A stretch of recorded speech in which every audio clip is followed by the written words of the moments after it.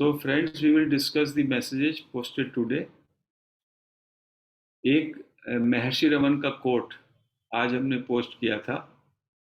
The hungry man who sits beside a tasty dish and instead of stretching out his hand to satisfy his hunger, he goes on lamenting. Whose fault is it?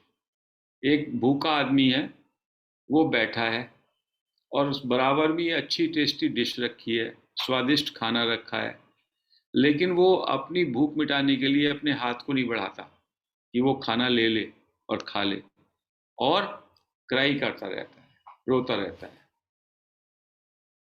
भूख की बात पे बिलखता रहता है, लेकिन बराबर में थाली में स्वादिष्ट खाना है उसको नहीं खाता है, अपना हाथ बढ़ा के लेकर के उसको नहीं खाना चाहता है. तो ये किसकी फॉल्ट है? महर्षि रमन कह रहे हैं, whose fault is this, God's और मैंस? ये जो कमी है, ये जो गलती है, ये ईश्वर की है या उस व्यक्ति की है? But fortunately for man, God in his infinite mercy never forsakes him. कहते हैं मनुष्य के लिए परमात्मा ईश्वर, चूंकि उसके अंदर असीम सहानुभूति और अनुकंपा है, वो कभी भी अपने बंदे को निराश नहीं करता है. He always gives him new chances by providing gurus and scriptures to guide.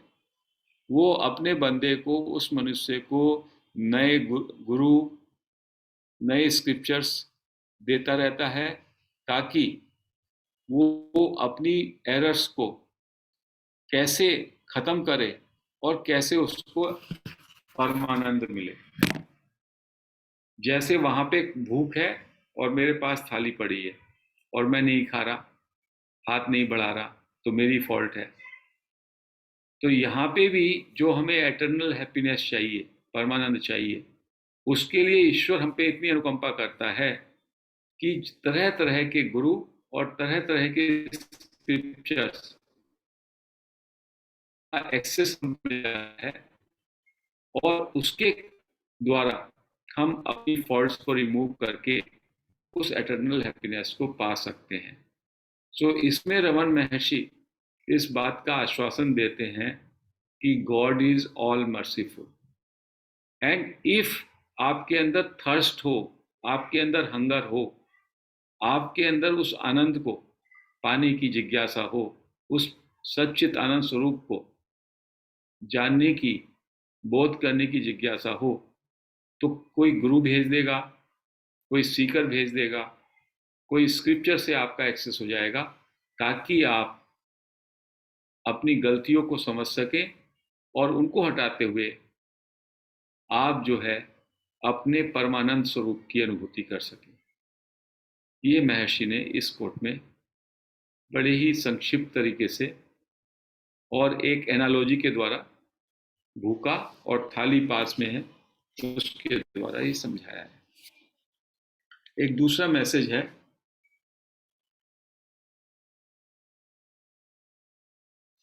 अन्नावलाई स्वामी ने ये लिखा है कि भगवान की जो विशेषताएं थी उसमें से एक विशेषता ये थी, भगवान महर्षि रमन को भगवान का भी नाम दिया जाता है, कि वो अलग अलग तरीकों से एक ही तरह की स्थिति में प्रतिक्रियाएं उनकी अलग अलग होती थी.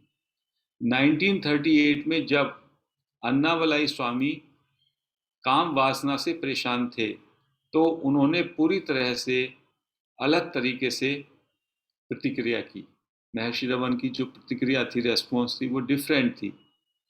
3 दिनों से उनका मन, अन्नामलाई स्वामी का मन काम वासना से इतना भर गया कि वे सोचने लगे, अगर ऐसे विचार लगातार आते रहेंगे तो मुझे कभी मोक्ष प्राप्त नहीं होगा, कैसे मैं मोक्ष प्राप्त करूंगा. अन्नामलाई स्वामी को अंदर से ऐसी ग्लानि होने लगी, क्योंकि 3 दिन से उनके मन में काम वासना, उनका मन काम वासना से भरा हुआ था. मैं इन विचारों से इतना परेशान था कि इन 3 दिनों में न तो मैं ठीक से खा पा रहा था और न ही ठीक से सो पा रहा।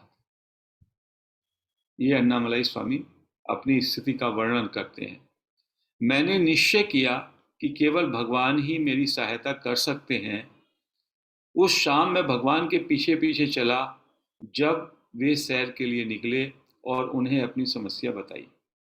अन्नामलाई स्वामी ने महर्षि रमन को अपनी समस्या जब शाम को वो सैर के लिए निकले बताई कि मैं काम वासना से ग्रस्त हूँ और 3 दिन से इतना परेशान हूँ और मैंने खाना भी नहीं खाया, मैं सो भी नहीं पाया।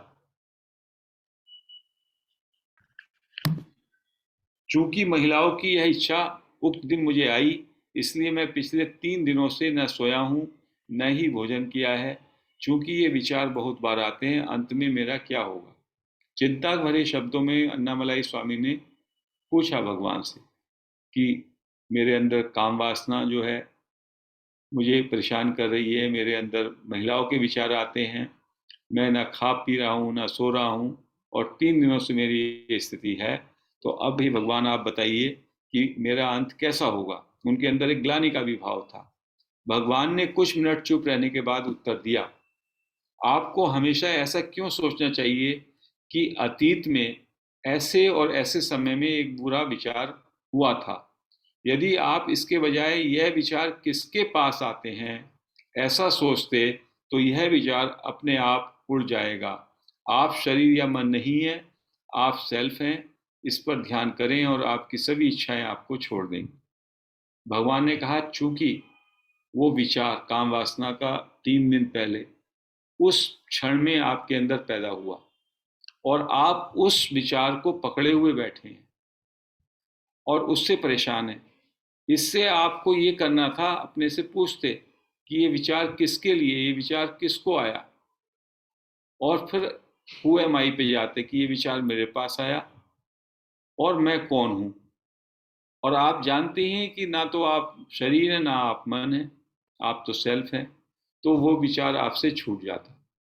आपने वो प्रक्रिया नहीं अपनाई जो कि भगवान महर्षि रमन ने सेल्फ इंक्वायरी प्रैक्टिस में बताई है।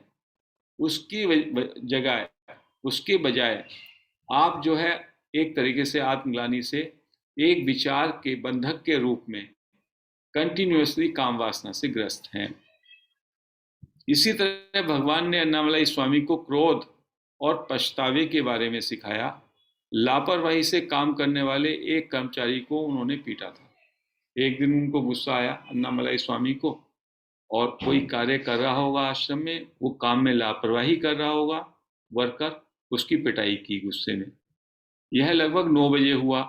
बाकी दिन के लिए मुझे इस तरह अपना आपा खोने के लिए बहुत दोषी महसूस हुआ। अन्नामलाई स्वामी को बाद में रिग्रेट हुआ, होता भी है हमें भी, जब हम गुस्सा कर लेते हैं वो स्थिति निकल जाती है तो हमको लगता है क्यों हमने किया, और हमको ग्लानि होती है। उस शाम जब मैंने अपनी दैनिक रिपोर्ट दी तो मैंने भगवान के सामने कबूल किया और अपने कृत्य के लिए माफ़ी मांगी।